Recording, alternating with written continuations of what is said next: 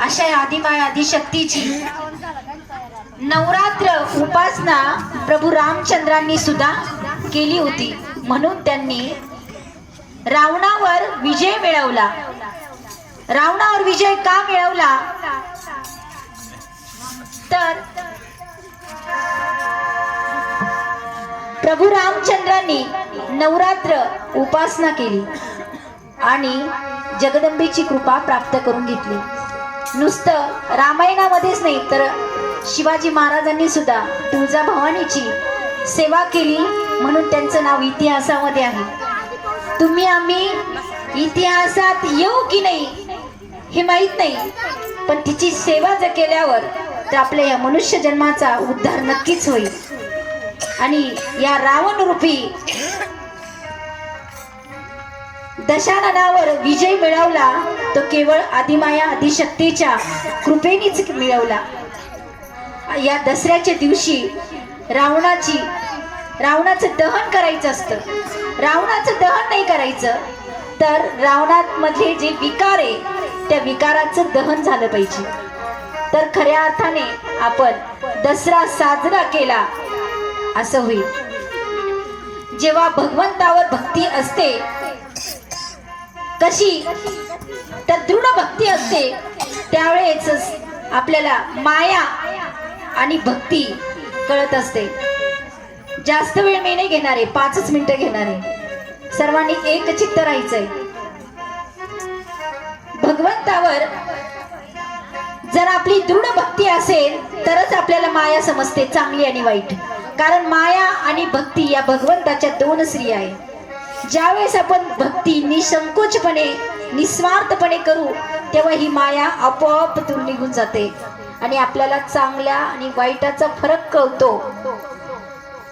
रावणाला भक्ती होती पण संगत सुटली, त्याची साधू संतांची संगत सुटली, म्हणून रावणाच्या भक्तीला अहंकार झाला आणि अहंकार झाल्यामुळे तो भगवंतापासून दूर गेला आणि भगवंतापासून दूर गेल्यामुळे त्याचा वध झाला। तो कोणाच्या रूपेने? ताई आई अंबे जगदंबेच्या कृपेने त्याचा वध झालाय। आणि रावणाला रावण हे नाव का पडलं तर ज्यावेळेस रावणाला भगवान शंकराला कैलासावरून लंकेत घेऊन जायचं होतं आणि भगवान महादेव त्यासाठी तयार नव्हते, त्यावेळेस त्यांनी कैलास पर्वतच उचलला आणि उचलल्यानंतर भगवान महादेवांनी आपल्या अंगठ्याने तो दाबला आणि रावणाचे बोट त्यामध्ये दाबले गेले आणि त्याच्या रुंदानाने त्याच्या रडण्याने समस्त 3 लोक काय झालाय, समस्त 3 लोक त्याच्या रुंदनाने घाबरलेला आहे। आणि घाबरल्यानंतर नंदी सांगतात भक्तीची पराकाष्ठा बघा, निस्वार्थ नंदी सांगताय तू जर भगवान महादेवांची जर प्रशंसा केली तर भगवान महादेव खूप भोळे, ते प्रसन्न होतील आणि तुझे हे दुःख दूर होईल। आणि तो ज्यावेळेस शिव तांडव स्तोत्राची गुणगान करून भगवान महादेवांना प्रसन्न करतो, त्यावेळेस रावण असं नाव भगवान महादेव त्याला देतात। रावण म्हणजे जोरात ओरडणारा, मोठ्याने ओरडणारा, म्हणून त्याला रावण हे नाव पडलं। आणि रावणाला दशानन हे नाव देखील पडलेले। दश म्हणजे 10 आणि आनन म्हणजे मुख, दशानन। ज्यावेळेस त्याच्या साधनेमध्ये भगवान महादेव प्रसन्न होत नाही म्हणून तो ते ब्लॅकमेल केल्यासारखं प्रत्येक सिर तो त्याचं जे मुख आहे ते भगवान महादेवांना अर्पण करतोय आणि भगवान महादेव प्रसन्न होऊन त्याला दशानन आणि त्याला जी त्याची मुख त्यांनी अर्पण केली तेही त्याला देतात आणि दशानन हे नाव देतात। दशानन म्हणजे काय तर काम क्रोध लोभ मोह द्वेष घृणा पक्षपात, अहंकार, परश्री म्हणजे व्याभिचार आणि धोका, हे दशाननाचे 10 मुखाची नावे. आणि दसरा साजरा करताना आपण हे जे विकार आहे हे सोडले तरच आपण दसरा साजरा केल्याचं फळ लाभणार आहे. कारण भगवंत हा कसा आहे, निर्विकार, त्याला विकारच नाहीये. आणि आपल्या मनुष्य प्राण्याला विकार आहे, आपण विकारांनी जडलेलो आहे. आणि जर निर्विकाराची सेवा करायची असेल तर आपल्याला विकार सोडणं गरजेचं आहे. म्हणून आपण दसऱ्याच्या दिवशी रावणाचे हे विकार कोण कोण सोडणार आहे हे सांगायचंय. आणि मग मी ह्या प्रवचनाला विराम देणार आहे. कोण आहे जो त्याचा काम सोडणार आहे? कोणीच नाही. मग भगवंत कसा पाळेल?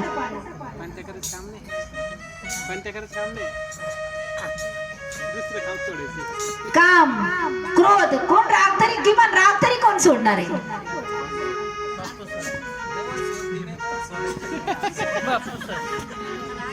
बाबाजी सांगतात की जोपर्यंत सोडणार नाही राग तोपर्यंत आम्ही सोडणार नाही तुम्हाला. सकाळ झाली तरी चालेल. क्षणोक्षणी राग करून आपलं पुण्य कमी होत असतं. किमान क्रोध तरी सोडा. काम नाही सोडायचं, ठीक आहे, क्रोध तर सोडा. कारण क्रोध सोडला की काम आपोआप जाणार आहे. कारण एकाआड एक आहे हे सगळे.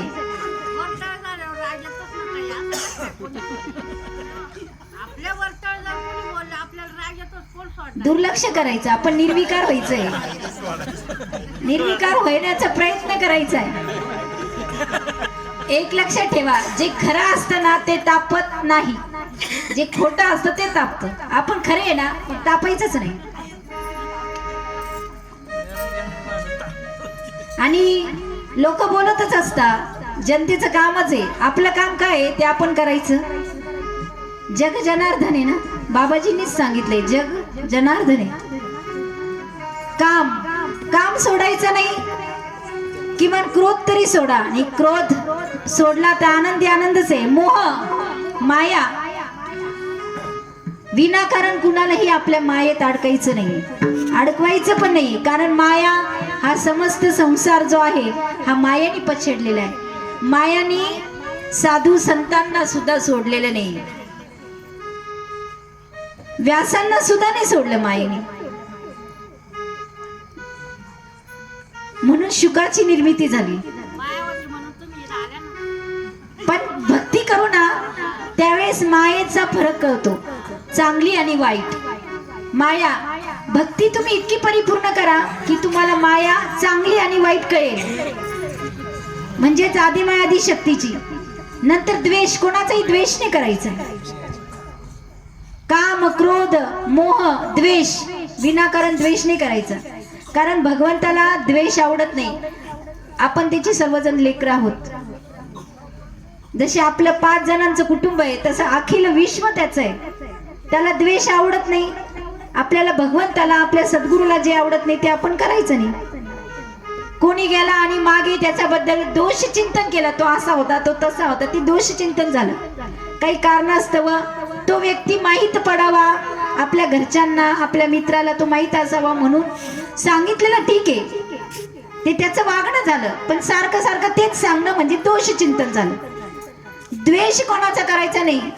काम, क्रोध, मोह, मद, द्वेष झाला की घृणा पण कोणाची करायची नाही. आपण विनाकारण घृणा नाही करायची. आता जर मी प्रत्येकाला म्हटलं की हे सोडा तर तुम्ही आम्हाला सोडून जाल आणि आम्ही इथे एकटेच राहू. त्यामुळे ज्याला जे घ्यायचंय ते त्यांनी घ्यायचंय. पक्षपात पण नाही करायचंय कोणाचा. अहंकार तरी सोडा किमान. कारण तो काय भगवंतानी निर्माण केलेला नाही, तो आपला आहे. समस्त सृष्टी त्याची आहे, आपण त्याचे, पण अहंकार त्याचा नाहीये.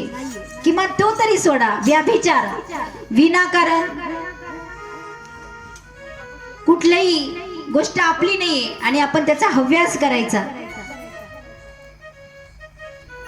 किमान ज्या गोष्टी सोडण्यासारख्या आहे त्या तरी सोडा. व्याभिचार आणि नंतर सर्वात धोका, तोंडावर एक बोलायचं आणि मागे एक बोलायचं, हे तरी करू नका. दसऱ्याच्या दिवशी काम, क्रोध, लोभ, मोह, द्वेष, घृणा, पक्षपात आणि अहंकार, व्याभिचार, धोका या गोष्टी जर तुम्ही टाळल्या तर खऱ्या अर्थाने दसरा साजरा केल्याचं फळ तुम्हाला लाभेल आणि आदिमाया आदिशक्ती तुम्हाला भरभरून आशीर्वाद देईल.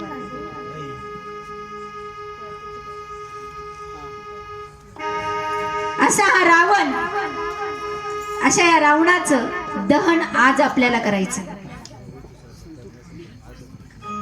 कधी करणार आपण हे दहन?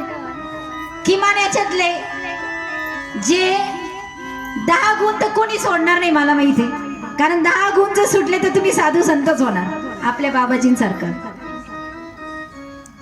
खूप मोठं भाग्य आहे या कुंभारी गावाचं की बाबाजींसारखं पुष्प या गावाला लाभलेले. आपण बघा, सुकलेली फुलं भगवंताला नाही वाहत, ताजं फुल वाहत. तसे हे ताजं फुल भगवंत चरणी अर्पण झाले आणि यांचे चरण जिथे लागतील तिथे आनंदी आनंद आणि नंदनवनच फुलणार, याची गॅरंटी देते मी. कारण आमचे गोंदवले सद्गुरू जनार्दन स्वामी आणि माझे गोंदवले महाराज सद्गुरू हे सगळे एकच आहे. प्रत्येकाच्या आवडी निवडीप्रमाणे ते आहे, जसा ज्याचा भाव तसा तो आहे. सद्गुरू सद्गुरूच आहे. माझे सद्गुरू गोंदवले स्वामी जरी असले तरी जनार्दन स्वामींच्या चरणीही माझा तितकाच भाव आहे, कारण माझा जन्मच कोपरगावचा आहे आणि त्यांचं बाबाजींचं सानिध्य पण मला लाभलेलं आहे, त्यांचा नमस्कार झालेला आहे. सद्गुरूंचं सानिध्य, त्यांची कृपा झाली. प्रारब्ध प्रत्येकाचं ठरलेलंच आहे, पण त्याला पॉलिश देणारा जो असतो ना तो खूप महत्वाचा असतो आणि संगत पण खूप महत्वाची असते. संगत लाभल्यामुळे आणि अन्न तसं ग्रहण केल्यामुळे प्रारब्धाला उजळा मिळाला आणि ते साधू संत झाले. आपण तर साधू संत म्हणजे आम्हापैकी, तुमच्यापैकी साधू संत तर तुम्हाला व्हायचं नाही, पण याच्यातले जे आवश्यक आहे मनुष्य जन्माला उद्धारून जाण्यासाठी ते तरी गुण तुम्ही सोडा, म्हणजे मनुष्य जन्माचं सार्थक होईल. कुणाकुणाला मनुष्य जन्माचं सार्थक करायचंय? हात पण निवर करणार. कशासाठी आले? मनुष्य जन्माचं सार्थक करायचं की नाही? 184 योनी फिरल्यानंतर हा जन्म आहे आणि मनुष्य जन्माची शिडी करून भगवंतापर्यंत आपल्याला पोहोचायचंय. भगवंतानी मनुष्य जन्म दिला, शिडी करण्यासाठी दिलाय. या शिडीने आपल्याला वरती पोहोचायचंय. किमान एक तरी गुण बांधा, एक जरी गुण अंगीकारला तर हे 10 आपोआप मागे येणार आहे, सांगायची गरज नाही. जसं मुंग्यांना साखर टाकली की त्यांना आमंत्रण द्यावं नाही लागत, आपोआप येतात ना. तसं एक तरी सोडा, 9 आपोआप मागे येतील. कोण सोडणार आहे सांगा? एक ताई, आम्ही एक तरी गुण सोडू. जे ग्रुपनी बसलेले ना ते तरी या मित्रमंडळातल्या ग्रुप मधले कोणते त्यांनी तरी पुढे या, कार्यकर्त्यांनी की एक तरी गुण सोडा, म्हणजे धर्माचं कार्य तुमचं पूर्ण होईल आणि विजयाची ध्वजा या कुंभारी गावामध्ये लागेल. परमपूज्य राघवेश्वर नंदगिरीजी महाराजांनी हा इथे वारसा सुरू केलाय ना, याला नक्कीच या पृथ्वी तलावर याचं नाव लौकिक होईल जर तुम्ही हे गुण सोडले तर. याची ध्वजा तुम्हाला फडकावीशी वाटत नाही का? हे कार्य फक्त एका माणसाचं नाहीये. आता एकदम असा शालेय शब्द वापरू का? ज्याला म्हणतात ना असं रग्गेल,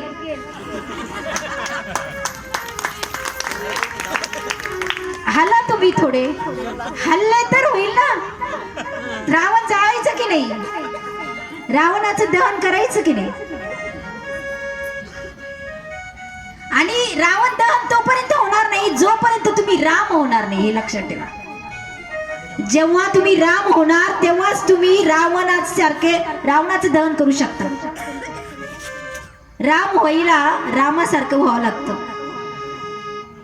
भगवान शिव राम नाम जप करत होते म्हणून भगवान विष्णूंना राम रूपाने अवतरण व्हावं लागलं. भगवंताचं नाव हे भगवंताच्या नावापेक्षा मोठं आहे. याच्या कथा तुम्ही अनेक ऐकलेल्या आहे. नाम घेतला की भगवंत त्याच्या मागे लागतो. म्हणजे काय, नाम घेतला की नामी त्याच्या मागे चालायला लागतो. तुम्ही जर राम बनले, एक जरी गुण रामाचा घेतला तर तुम्ही रावण दहन नक्कीच करू शकाल. कुणाला रामही नाही व्हायचंय, रामराज्य आणायचं नाहीये का कलियुगाचाच वारा, अहंकाराचा वारा लागलेला आहे का?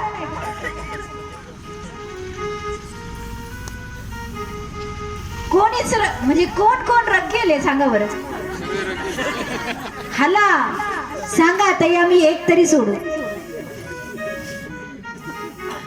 अर्थात आम्ही हा शब्द वापरायला नाही पाहिजे, माफी असावी. सांगा, दहन करायचंय ना, पटकन सांगा.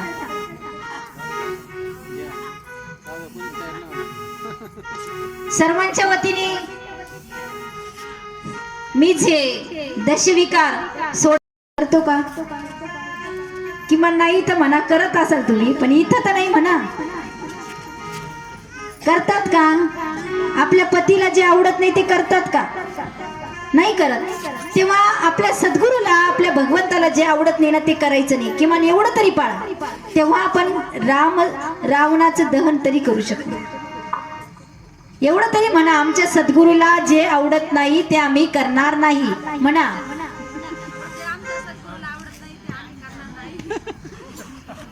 फक्त एक ताईच म्हटलं.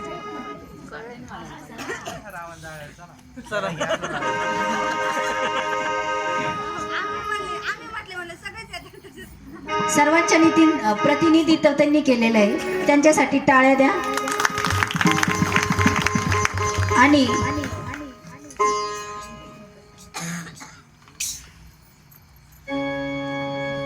रामायण घडलं ते केवळ रावणामुळे.